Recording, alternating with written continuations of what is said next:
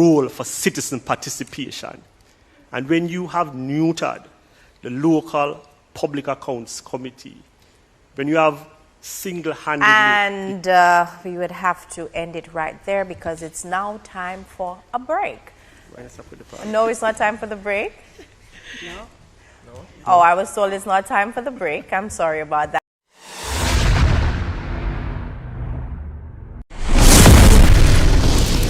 Went there. I don't intend to make this debate about her, but you start with us, and you was critical of how things were managed. For example, the mayor's personal assistant is now the procurement manager. We have not had consecutive meetings either of the accounts committee or the properties committee.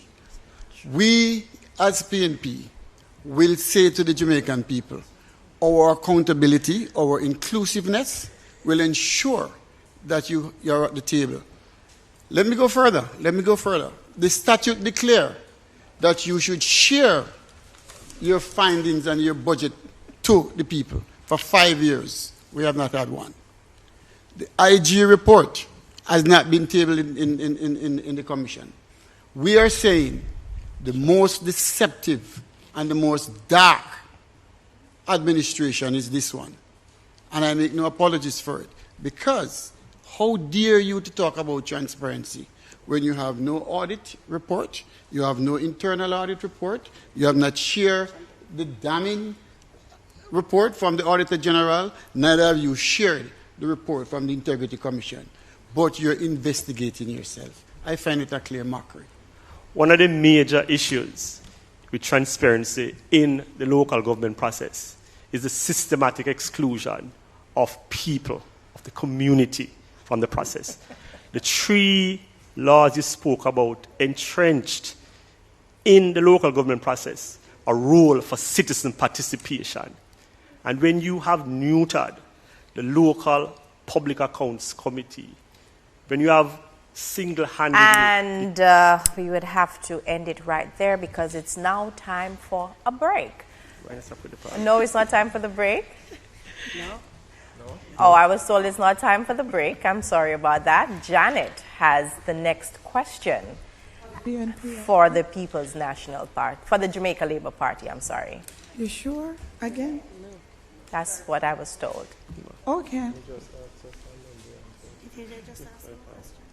Thank you very much. Should councillor candidates have minimum academic qualifications? Please expound. Let me say this. I believe that councillors should have certain characteristics. We are in a democratic process.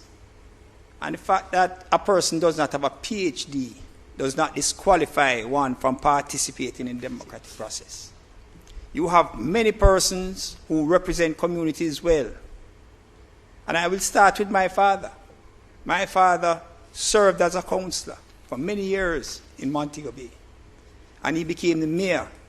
He rose to be the president of the Senate.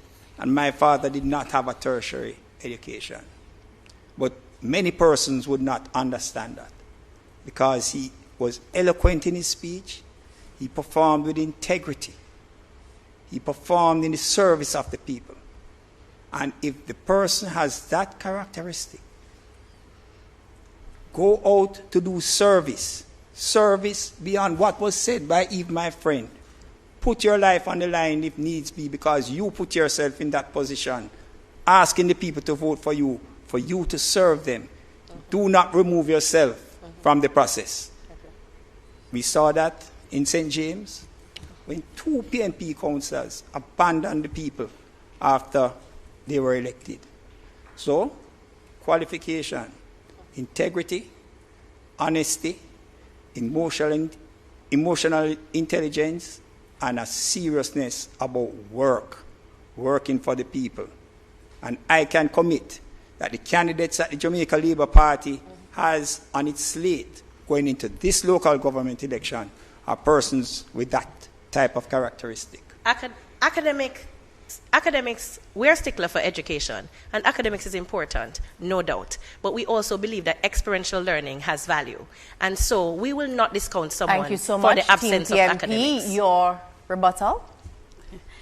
Over the years, as someone who has served at the local government level for 9 years, and I've now served at the parliamentary level for some 16 years, I'm very clear that there must be a certain level of academic achievement to be able to read some of the bills that we are presented with, to be able to assist with legislation, to be able to help your people and to guide them in the right path.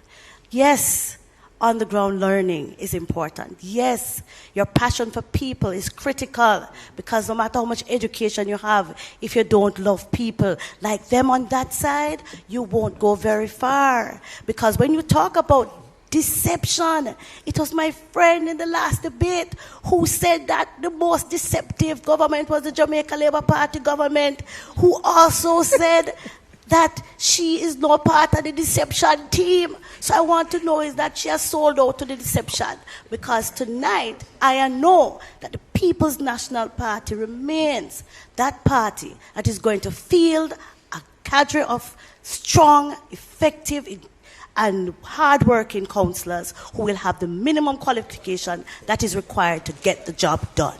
Competencies is important. I want to clarify a point that was made by my colleague.